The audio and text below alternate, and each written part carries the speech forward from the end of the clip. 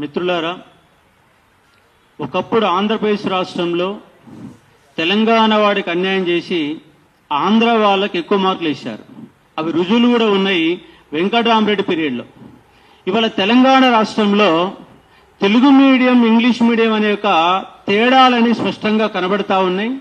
మొత్తం 563 ఉద్యోగాలలో కనీసం 10% మందికి కూడా తెలుగు మీడియం అభ్యర్థులకు ఉద్యోగాలు వచ్చే పరిస్థితి కనపడుతుందా అంటే కనపడడం లేదు. మరొక తప్పిదం కూడా ఇక్కడ ఏం జరిగిందంటే, ఇవాళ కొనసాగుతున్నటువంటి ప్రభుత్వం ఏంటంటే రెడ్డిల ప్రభుత్వం కొనసాగుతుంది. ఓసీ అభ్యర్థులు అనే వాళ్లకు 37% మంది, ఈ యొక్క టాప్ 500 మందిలో 37% మంది ఓసీ అభ్యర్థులు సెలెక్ట్ అయితే దాంట్లో ఎస్సీ ఎస్టీలు అనే వాళ్ళు ఎక్కడ కూడా కనపడడం లేదు. మొదటి variation Telugu medium, English medium variation లో కనబడితే రెండో వేరియేషన్ అనేది ఇక్కడ ఓసీలకు ఎక్కువ మార్కులు వేసి బీసీలకు తక్కువ వేశారు. కారణం ఏంటంటే ఇక్కడ గ్రూప్ 2లో కనుక చూస్తే మీకు 27% మెంబర్స్ మాత్రమే ఓసీలు సెలెక్ట్ అయితే గ్రూప్ 1లో 37% సెలెక్ట్ అయ్యారు. అదే గ్రూప్ 2కి వస్తే 25% మాత్రమే కనబడతా ఉన్నారు. ఇంకో అంశం ఏంటంటే ఇక్కడ మీరు చేతి రాతకు మార్కులు వేశారా, కంటెంట్ కు మార్కులు వేశారా, ఎనాలిసిస్ మార్కులు వేశారా అని మేము ప్రశ్నిస్తా ఉన్నాము. చేతి రాతకు వేశారని మేము కంపల్సరీగా బలంగా నమ్ముతున్నాం. ఎందుకు నమ్ముతున్నాం అంటే అమ్మాయిలు చాలా అందంగా రాస్తారు. టాప్ 100లో అమ్మాయిలు అనే వాళ్ళు 41 మంది సెలెక్ట్ అయ్యారు. అమ్మాయిలు 50% కావాలి, జనాభా రీత్యా వాళ్ళు 50% ఉన్నారు, 50% కావాలని మేము కోరుకుంటాం. అమ్మాయిలు సెలెక్ట్ అయినందుకు మాకు కోపం కాదు, సెలెక్ట్ అయినందుకు సంతోషిస్తున్నాం. మరి గ్రూప్ 2లో కూడా అమ్మాయిలు సెలెక్ట్ కావాలి కదా. టాప్ 100 మందిలో అమ్మాయిలు అక్కడ కూడా 41 మంది సెలెక్ట్ కావాలి కదా. టాప్ 100లో 3 మాత్రం సెలెక్ట్ అయ్యారు. టాప్ 100లో 3 మాత్రమే. అదే గ్రూప్ 1కి వస్తారు 41 మంది సెలెక్ట్ అయ్యారు. అంటే మీరు చూచి రాతలకు, అందమైన రాతలకు, నీట్ గా రాసిన దానికి, పటాలు వేసిన దానికి, పట్టికలు వేసిన దానికి మార్కులు వేసినట్టుగా కనబడతా ఉంది. అంటే ఈ యొక్క పేపర్ వాల్యుయేషన్లలో అన్ని గందరగోళాలే ఉన్నాయి. నేను ప్రధానంగా డిమాండ్ చేస్తున్నా, ఈ యొక్క గ్రూప్ 1 స్కామ్ లో మంత్రులు ఉన్నారు, ముఖ్యమంత్రి ఉన్నాడు. కనీసంగా 200కు పైన ఉద్యోగాలు ఖచ్చితంగా అమ్మారని ఖచ్చితంగా మేము ఆరోపణ చేస్తున్నాం. ప్రభుత్వం దాన్ని నిరూపించుకోవాలి. ఎందుకంటే గత ప్రభుత్వంలో 18 పేపర్లు లీక్ చేశారు, ప్రిలిమ్స్ పేపర్లు. ఆ ప్రిలిమ్స్ పేపర్లు తయారైనప్పుడే మెయిన్స్ పేపర్లు కూడా తయారైనాయి. మరి మెయిన్స్ పేపర్లు పక్కన పెట్టిరా? పక్కన పెట్టలే. 2022 ఉన్నటువంటి కరెంట్ అఫైర్స్ తో ఉన్నటువంటి పేపర్లు ఎగ్జామ్ పెట్టారు. అంటే 2024 ఎగ్జామ్ పెట్టినప్పుడు 2024 కరెంట్ అఫైర్స్ రావాలి కదా. కానీ 2022 కరెంట్ అఫైర్స్ ఇచ్చారు. కానీ 2023 పాస్ అవుట్ అయినటువంటి బీటెక్ అమ్మాయిలకి 500 పైన మార్కులు వచ్చినాయి. ఒక స్కూల్ అసిస్టెంట్ గా 10 ఏళ్ల సంది పనిచేస్తున్నాడు. మన ముందే ఉన్నారు ఒక డిప్యూటీ తహసీల్దార్, మన ముందే ఉన్నారు ఒక ఏసీటీఓ. ఆయన డిప్యూటీ తహసీల్దార్ గా 5-6 ఏళ్ల సంది పనిచేస్తా ఉన్నాడు. సివిల్స్ 2 సార్లు ఇంటర్వ్యూ వేయొచ్చిండు. ఆయన 2 సంవత్సరాలు పెట్టి సెలవు పెట్టి ఎగ్జామ్ ప్రిపేర్ అయితే ఆయనకు వచ్చిన మార్కులు 363. అంటే ఎక్కడ మీరు రైటింగ్ మార్కులు వేశారా, ఎనాలిసిస్ మార్కులు వేశారా, కంటెంట్కి వేశారా, అమ్మాయిల మార్కులు వేసిరా, ఓసీ అభ్యర్థులకు మార్కులు వేసిరా, ఉద్యోగాలు అమ్ముకున్నారా? ఇన్ని రకాల సమస్యలు ఉత్పన్నం అవుతున్నాయి. జియో నెంబర్ 55 పక్కన పెట్టారు, జియో నెంబర్ 29 తీసుకొచ్చారు. ఫిలిమ్స్ 3 సార్లు ఎగ్జామ్ పెట్టారు. ఇన్ని గందరగోళాల మధ్య నిర్వహించినటువంటి గ్రూప్ 1 పైన ప్రతి నిరుద్యోగ అభ్యర్థికి అనుమానాలు ఉన్నాయి. వాళ్ళ గ్రూప్ 2లో కూడా అట్లనే ఉన్నాయి. వాళ్ళకు మార్కులేమో 380 మార్కులు వచ్చినాయి. కీ పేపర్ చూసుకున్నప్పుడు ఫైనల్ గా వాళ్ళ మార్కులు లెక్కేసుకుంటే 350 వస్తున్నాయి.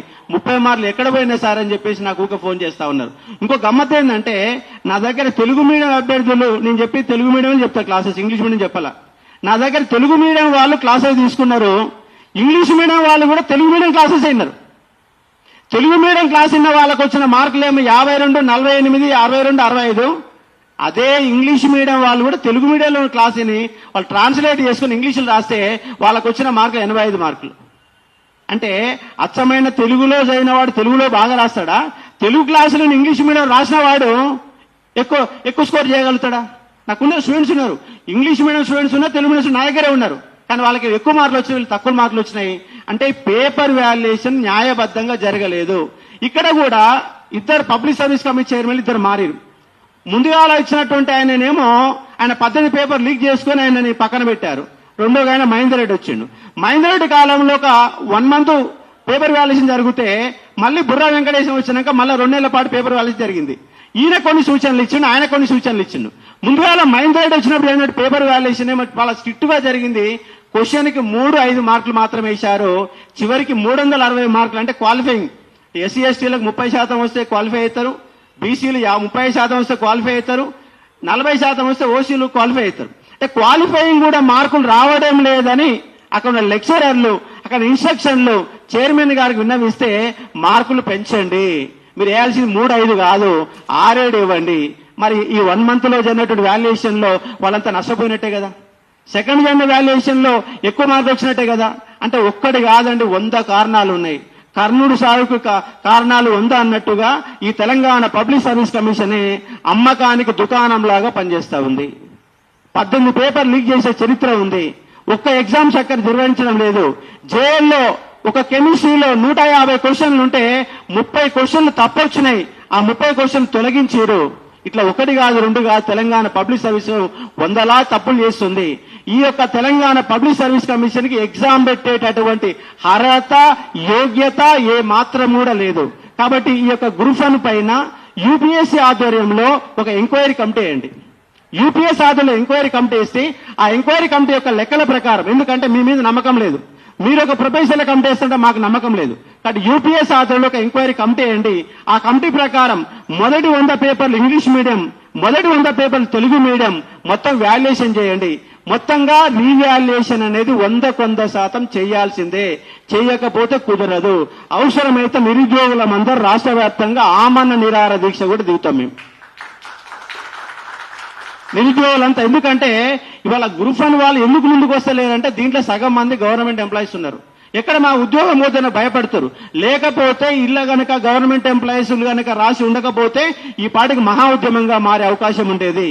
కాబట్టి ఖచ్చితంగా తెలంగాణ పబ్లిక్ సర్వీస్ కమిషన్ స్పందించాలా. దీంట్లో ఎవరైతే అవినీతి అక్రమాల పాల్పడడం, నేను మంత్రులని చెప్తున్నా, ముఖ్యమంత్రులని అని చెప్తున్నా, దీనిపైన ఎంక్వైరీ చేయాలా. అవసరమైతే సిబిసిఐ తోటి ఎంక్వైరీ చేసి దీనిపైన న్యాయం చేయాలని చెప్పేసి డిమాండ్ చేస్తా ఉన్నాను. ఒక నిరుద్యోగులకు ఒక ఇన్స్ట్రక్టర్ గా పనిచేసిన వ్యక్తి, ఒక నిరుద్యోగ ఉద్యమాలు చేసిన వ్యక్తి, నా పైన 12 కేసులు పెట్టింది గత గవర్నమెంట్, జైలు పంపింది. మీరు కూడా జైలు పంపంటే మరోసారి పోవడానికి కూడా మేము సిద్ధంగా ఉన్నాం. అక్కడ వెనకడి చేసే మాత్రం లేదు, ఖచ్చితంగా న్యాయం చేయాల్సిందని డిమాండ్ చేస్తా ఉన్నాం.